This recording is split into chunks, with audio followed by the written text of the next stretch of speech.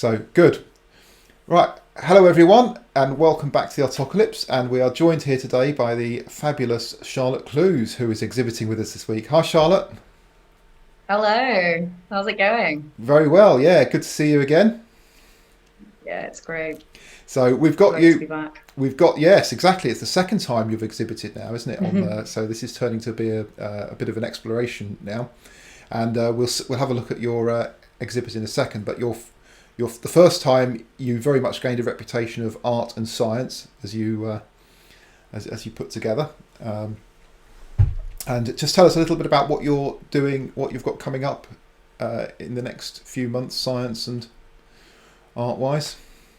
Yeah, so I've just I'm a clinical kind of basic scientist looking at bone research and bone cellular biology, and I've just finished a master's degree at the University of Durham, looking at a rare bone disease and how we could potentially cure it, looking at kind of molecular techniques. And in the next couple of months, I will be moving up to Edinburgh and starting a PhD at the Roslin Institute, where I'll be looking Fantastic. at, yeah, the basis of bone formation and having a lot of saxophone, art, Yeah, music all thrown alongside. in. So you'll have a perfect mix for a I few years. That will. will be fantastic. Yeah, and you get to play with even bigger, better microscopes, do you? So Yeah, that's which I'm sure both my art and my science will be very thankful for. yes. So you might not see too much of that today, but if you catch up with Charlotte afterwards, certainly a lot of her art. There's a lot of I don't know what you call it, cellular art. I don't know what you, but anyway, a lot of Charlotte mixes a lot of science and art, quite literally, from actually displaying the work, and it's just apart from anything else, just a fabulous way to communicate science, isn't it? These amazing images that come out of the microscopes. Yeah. So fantastic. Right, so let's cut over to your exhibit this week. So here we go. Excellent. So here we are in our Artocalypse app, and as you can see, we have some expo booths laid out. Charlotte is in booth 2 this week, and we've also got our Art and Soul Cafe where you can just hang out and talk to people. So please, if you haven't already, come into and download the app and have a look. And if you come in this weekend, you can have a look at Charlotte's exhibit. So here we are. So we've got the well the top of your well. Let's first of all just go to your little flyer there. So we're just introducing you here. So Mm. you called this and now for something completely different. Yeah, So it was. what was your thinking behind that? Well, if I'm honest, I kind of didn't really know what to call it. So, um, I kind of went down the line of I've been doing different stuff to what I'm used to. Like, obviously, I was finishing my master's in the middle of COVID. Yeah, I've been kind of at home for that kind of point, and I'm planning to start. I've just signed a house and I've not even viewed it yeah, before moving on to, in person, that kind of thing. So everything is a little bit different at the moment, and I definitely have been exploring different avenues of my creativity and just kind of my work and come up with some different techniques, yeah. perceptions, I'm Very much. inspired by everyday life, really. Yeah, yeah, and we'll see some of that, and we'll talk through some of that very shortly because certainly yes. So we're on day 2 of your. So you're in the middle of it actually. You're on day 2. We had day 1 yesterday, and then we'll go through day 2. But then there's a few more days to go. So you've introduced us right. So let's come to the very first striking piece, which grabs you when you first come in here. So this is a new piece you've done, or at least I haven't seen it before. So is this something you've completed recently, or It is. It is. Yes. so? So talk us. Let me see if I can get this onto a large. There we go, a larger view. So that comes Yeah. in. So this is quite something actually. So to talk us through how this piece came about and how you put it together. So it's quite a personal piece because um, kind of I'm blending my science and kind of when that becomes quite personal and quite intimate. and then obviously my art and the creativity and just kind of imagination as well. Because essentially what it was inspired by three things: a piece of music that I really liked, Yeah. and my microscopy, so the kind of um, technology I'm using as part of my kind of work, and just kind of an imagination, which could be extrapolated to a book, but we can go into that later maybe. Wow. That sounds very, Yeah. yeah, fantastic. Yeah. So we'll go through that. So we'll see some of the music shortly, actually, because you've put that as part of your exhibit as well. Hmm. So this is a piece of digital art, Hmm. which I was thinking about. Which and a lot of people, of course, talk about digital art, and I wonder at what point we'll just call digital art art. You know, probably at the same time we'll just call, I mean, we call things smartphones. Are we just going to call them smarts in the future or something? I don't know. Like, you Yeah. sort of hold on to these extra words, but digital art is what it's called now. So what sort of techniques are you using to draw this kind of thing? Yeah. So, well, I'll just kind of explain why I went down the digital art route, to be honest, because Yeah. a lot of people don't. I think maybe have a bit of a stigma against it. Hmm. Um, because obviously, it's not as kind of natural and maybe organic as having the art there. But for me, simplicity. All I need is my laptop. I've got a drawing pad that's 20 quid off Yeah. the internet. Yeah. And I can take my art and kind of my perceptions of art wherever I want, really. Um, and to do this, I've just used free software, which I can highly recommend. Created, it's a software created by artists. So it's open source and Wow. anyone can access it, called Krita. Wow. Um, yeah, Fantastic. and just kind of layered it up. I started with one eye, um, and if you zoom in, you can see like the actual detail of the piece, Yes. Let me and see if then I mirrored can. it.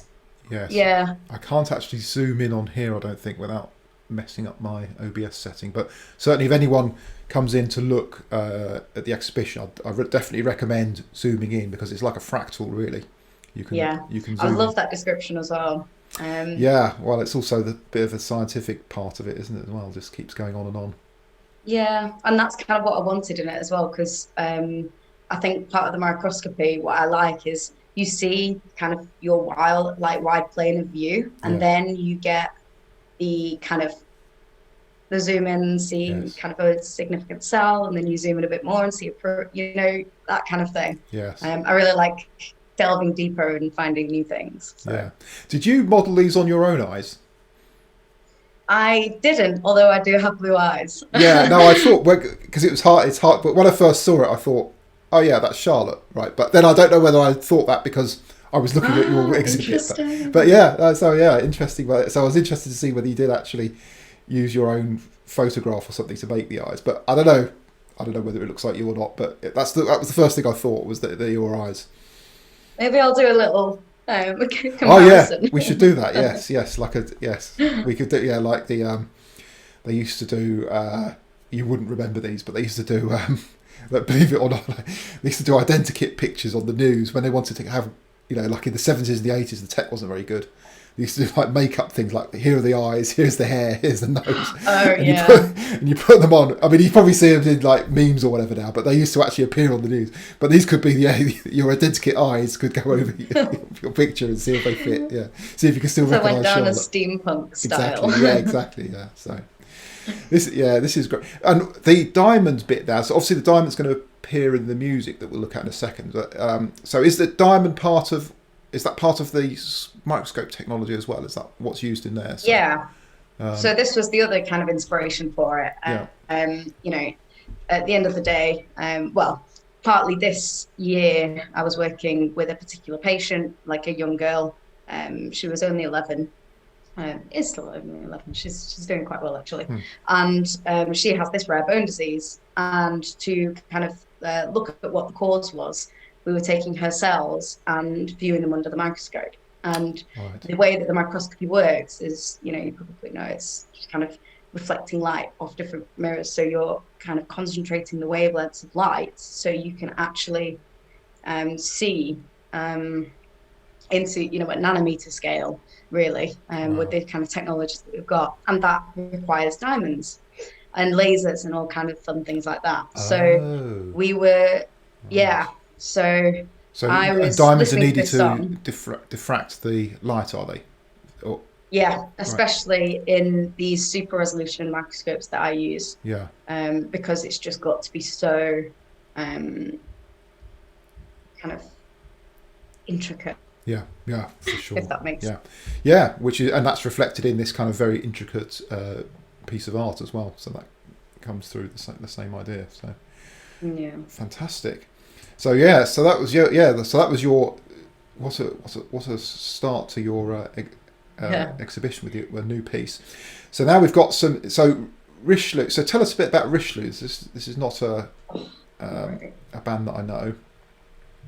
No, well, they're quite small actually. They're from Seattle. Right. They've been going a while, and they're one of those groups that I think had so much potential, and I quite don't quite understand how they've not become as much bigger. Yeah. Um, but it's just not happened. And I mean, they seem kind of pretty okay with that. Like Yeah. they've basically not disbanded, but they've got their own jobs and families now. But their music, for me personally, it's very much my kind of thing. Wow. And what helps is obviously they're a smaller band, so I was able to just connect with him on LinkedIn, Yeah. and we had a good chat about Brilliant.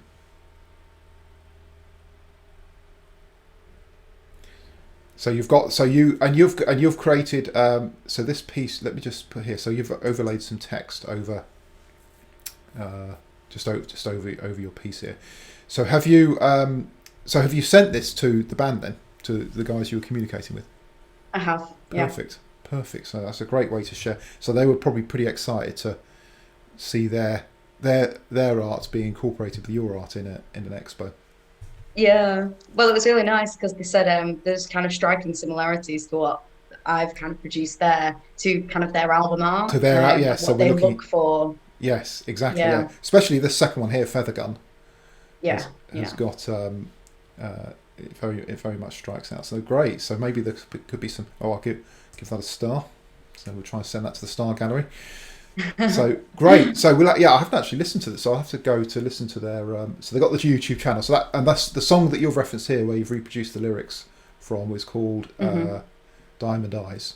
So yeah, an obvious, a very literal reference there to the subject of the piece, but so that all goes absolutely. together. Yeah. So great. So we've got so we've got the art, we've got the piece, we've got the music, and there's a link to the videos there. So what a great use of an exhibit space as well, really, isn't it? To sort of showcase and showcasing new art and introducing musicians that maybe most people haven't heard of. Yeah. And So it's gone down really well as well. I was really pleased with the amount of people who were just like kind of wow, and it inspired Ron to go and get yeah, get his Pink Floyd albums out. yeah, yeah, exactly. Yes, so, yeah, all sorts really, and so it is, and that's what the idea is, really, isn't it? It's supposed to go and it's supposed to move you enough to action, I guess, in whatever way you want. And we found that last week with Heather doing her drawing, inspired an awful lot of people to drawing. Go in particular Chrissy, Yeah. who's now churning out an enormous amount every day, which is It's fantastic. so good. It's amazing. It's Yeah. just I amazing. love, So yeah. so we do. So yeah. So it will. So okay. So now let's go on to day 2, which is today, actually, the 15th. You've introduced us back. So now I haven't. So as I say, I started to look through this, but I haven't actually seen the exhibit here. So tell me about what you're doing with us today. Well, essentially, it's kind of a bit more kind of broader than yesterday. Yesterday, I kind of focused on one and just kind of built it out. This is more kind of a bit of like exploration of different themes, and particularly like science and my views on science, because Yeah.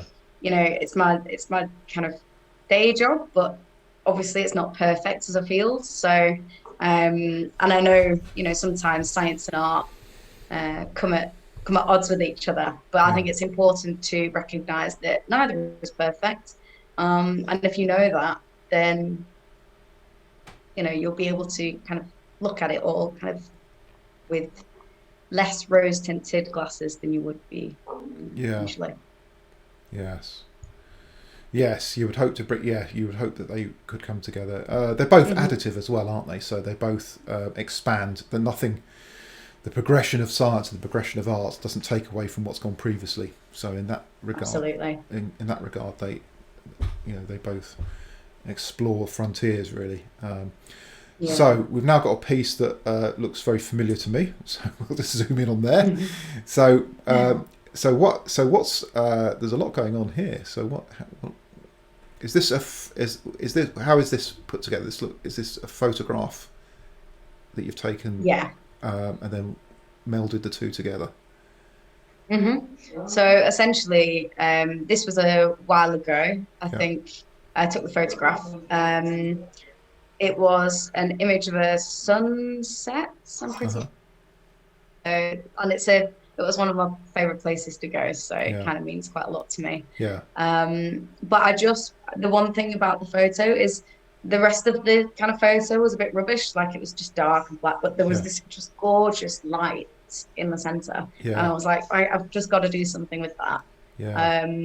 And then it started making me thinking of kind of brains and lighting up neurons. Right. Stuff like that. Okay. Because you've got the so you've got the right. Okay. So you've got obviously as well as the light, you've got the network there. So we've got your trees. brain spilling out of the top of your head as well. all the neural networks and things there, so. Shadowing kind of got a bit spicy around the edges. Brilliant. Yeah, so great. Yeah, so that's like an inspiration for you, and then a metaphor for the brain, and linking that all together with your science. So sums you up very well. So that should become your profile pic on LinkedIn, I think. It should, I think. I think that should. Yeah, I mean, that's pretty unique. So good. Right. So that's great. Now I was just reading something. My eyes always prick up when we talk about whenever I see. So being a data scientist, whenever I see neural networks, obviously talking about the brain, my mind all instantly goes to AI as well, which I always feel the link between AI and neural network is very, very tenuous, to say the least. In fact, I don't believe there is a link at all, apart from a romantic one. But of course, it's still something that we like to think about, artificial intelligence, that we can actually mimic what the brain's doing, as if we think we know. But that's something going on there. So so I saw here now where is it now? The bustling brain. So from a neural network map of the mammalian brain. So that's this second one now, is it? So this one again. Actually, this was off an album of kind of way back. Is my internet still okay? Yeah, you're fine. Yeah, still got you. Okay, that's good. It was an album off one of Muse's tracks, and it was the art from that, basically. And what I've done is I've just taken it, flipped it, mirrored it, and then it's produced kind of more like a head-on brain. Because I don't know if you know, but whenever you see kind of scientific neural network like images, it's always from side on. So I was like, well, let's have a look at, what it could look like, face on. Oh, right. Okay. No, I didn't know that, actually. I didn't. I mean, now you mention it, I guess they always look, a brain looks, that sort of kidney shape type thing of the brain, I guess, is the side view of it, the classic. Yeah. Right. And I know why, because obviously you've got the different areas of the brain. Yeah. And if you kind of just look set front on, you just see the cerebral cortex. But, this is kind of like a different spin on it. Not technically scientifically accurate, but you're trying to portray all the neurons packed tightly together there. Yeah, well, that's the thing, and I think this is less about the brain as kind of like an organ, like a being. I was kind of thinking about it as like, look at the complexity of just every strand is a network of neurons, and they're just kind of fluidity of it almost. It's staggering, really. I mean, there are. I mean, I don't know. I don't even know. I mean, what is it? Trillions? How many neurons there are in the brain? I mean, it's Trillions, yeah. trillions. I mean, Yeah. it's impossible to fathom really how this, how we can, how it works really. Yeah. Even And this is the even thing. remotely. Yeah. Yeah. Well, a lot of people don't realize, but the brain actually has its own immune system as well. So, Wow. you talk about kind of cells in the brain, it's the neurons, but there's a system called the glial system, Yeah. which is fascinating because 90%, well, I don't know if it's 90%, but a very high proportion of the cells, probably about 70 to 80% of cells in the brain are these glia. And it's just something that just people don't really know about because So the it's neurons are the big. Um, right. Yeah. So the bit that we focus on for the thing, yeah. but a lot of that, so that's like its own uh, maintenance system, I guess, for want of a better word.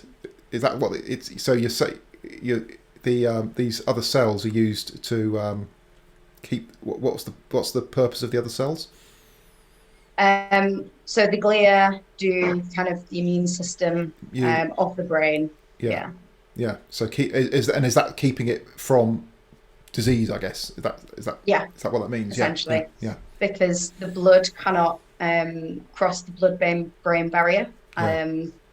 And the immune system is technically in the blood. So Right. So yeah, well there we go. As always, when I talk to you, I learned something new. So I had no idea that the brain has got its own self-contained hospital built in, as well as all that other Yes. computation stuff.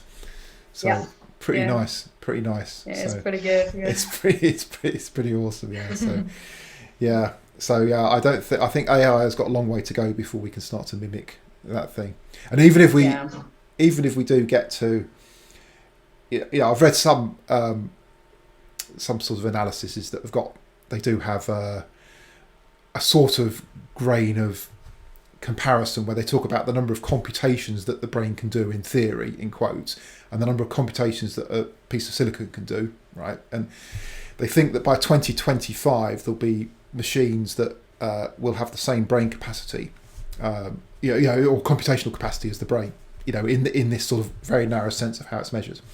But of course, those machines take up 300 square meters of space and weigh tons. They're not like 2 kilos of meat flopping between your ears, Yeah. So even if you can replicate the computation capability in some sense, try doing that in a couple of kilograms. Yeah, and it's like a grain of sand on a beach. Like there's so much more that the brain Yeah, is capable of that yeah, you that we're not even can't really. tapping away. Yeah, so Yeah. that's it. So fantastic. So there we go. So that we're in the middle of the day 2 of the exhibition, so you can definitely go and catch more, and we've got more coming through. I'm sure that we can that we'll see over the next few days. So fantastic. So what's next for you then, Charlotte? So you've got you're off in the September to do your PhD. So what have you got planned over the summer? Or what's left of the summer? Yeah. Well, hopefully by the start of August, I'll be moving up to Edinburgh. So I'll have a new base, new Yeah. places to explore. Right. Edinburgh Festival. And I think bits of the Edinburgh Festival are on, but obviously because Yeah, of COVID, because of not as much a as limited usual. amount. Yeah. Hopefully, well, you'll be there for a few years, so you should get a chance to sample it. Exactly. Yeah, I did see. I went to the Edinburgh Festival in 1990, I think it was, a long time ago. But yeah, Oh, just an awesome 2 weeks really. yeah. Just to explore it, well, exploring art if nothing else, which bursts out of every doorway and alleyway really during festival time. So Oh yeah, it's a great city, and it's one of my favourite cities, to be honest. yeah, So I couldn't think of anywhere I just wanted to go more, really. So it no, just so happened that the right kind of project it and all came together. supervisor was there. Yeah. That all came together, so So that's fantastic. Yeah, brilliant, great. Well, look forward to following your journey over the next few months and your artistic journey as well. And we hope to see you again soon.